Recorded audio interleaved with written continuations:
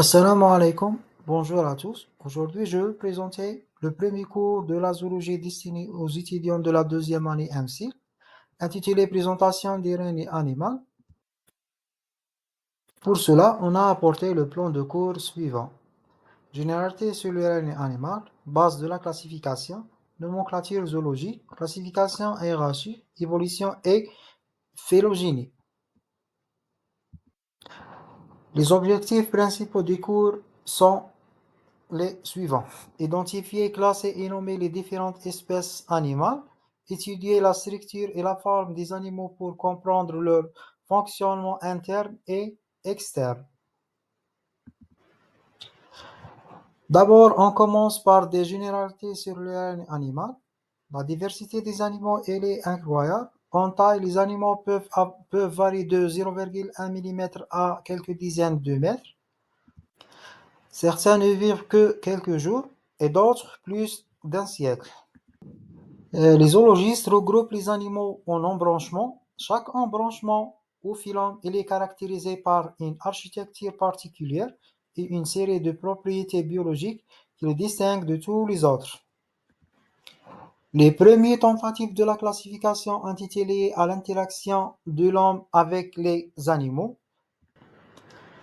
Parmi les principales classifications et les travaux importants qui ont montré l'évolution des idées et des principes sur lesquels reposent les classifications successives, celle de Aristote, c'est un philosophe grec fondateur de la zoologie. Il connaissait plus de 400 espèces animales. Dans son œuvre de zoologie, il a traité l'histoire des animaux.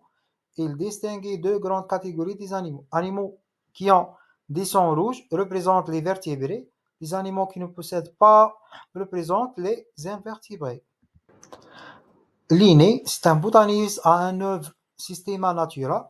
Il a établi la classification des êtres vivants des plus simples aux plus compliqués. Il a donné la nomenclature binomiale. Le nom scientifique de chaque animal se compose de deux mots latins. Le premier désigne le genre et porte une majuscule. Le second indique l'espèce, par exemple, le nom scientifique des vers de terre est Lumbricus terrestris. Cuvier, c'est un anatomiste français. Il a fait la recherche des homologies et pour la première fois, l'étude des fossiles est associée à celle des formes actuelles. Maintenant, on passe à la nomenclature zoologique. Depuis Linné, l'espèce elle est toujours désignée par deux mots latins pour la compréhension internationale. C'est la nomenclature binomiale. Le premier nom est celui des genres. Il commence toujours par une lettre majuscule.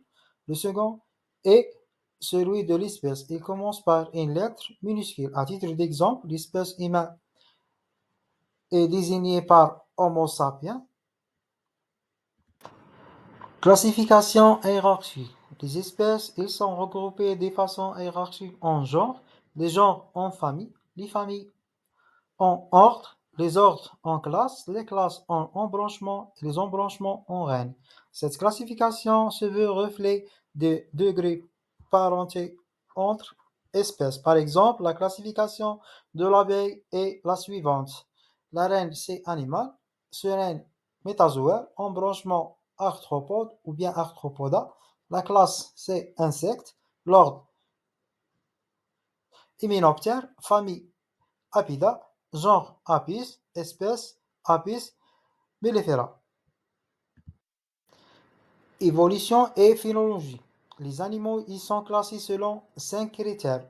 Premièrement, le nombre de cellules qui consultent l'organisme, une ou plusieurs, le nombre de feuilles embryonnaires, 2 ou bien 3, la présence ou l'absence de célone, la destinée des blastopores et dernièrement la position du système nerveux. Le règne animal est divisé en deux sous-règnes selon le nombre de cellules. Premièrement, ce règne des protozoaires sont les organismes unicellulaires. Deuxièmement, c'est le sous-règne des métazoaires et ce sont les organismes pluricellulaires. Premièrement, présence ou l'absence de tissu, le nombre de cellules.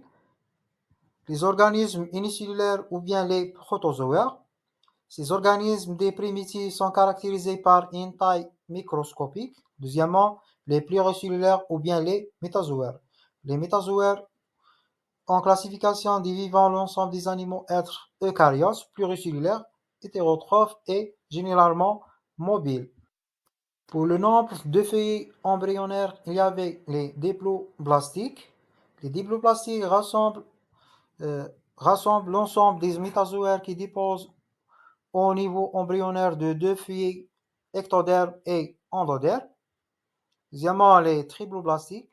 Chez les métazoaires, les triploblastiques sont des animaux dont l'embryon s'organise en trois feuilles embryonnaires. Ces trois feuilles sont l'ectoderme, endoderme et particulièrement des triploblastiques, il y avait le mésoderme. La présence ou l'absence de cavité célomique. Selon la destinée des mésodermes, on distingue trois ensembles parmi les triploblastiques.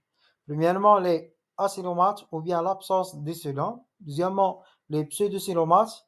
Ils ont une cavité mais elle n'est pas entièrement entourée par tissu mésodermique. Il s'agit des nématelminthes ou bien les verrons. Et troisièmement, les célomates. Ils ont un vrai célome de la cavité corporelle. Elle est entièrement entourée par un tissu mésodermique. Ce tissu forme de part et d'autre tubes digestifs de cavité persymétriques. La destinée des blastopores. Selon la destinée des blastopores, orifice de la blastula, on peut scinder des célomes en deux lignées distinctes. Premièrement, les protostomiens. Le blastopore dans la bouche du futur adulte. Nous retrouvons les annélides, les mollusques et les arthropodes. Deuxièmement, les deutérostomiens. Deutéro, ça veut dire seconde, bouche formée en deuxième position.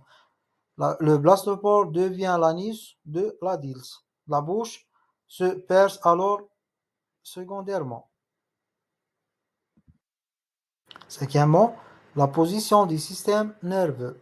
Selon la structure du système nerveux permet de distinguer les épithélioniens, le nerf dans l'épithélium. Deuxièmement, les épinoriens. Le système nerveux elle est dorsal. Par exemple, l'embranchement des embranchements des épinoriens, il y avait les procordés et les vertébrés. Troisièmement, les épinoriens regroupent l'ensemble des êtres vivants ayant un système nerveux ventral. Exemple, les annélides, les mollusques et les arthropodes.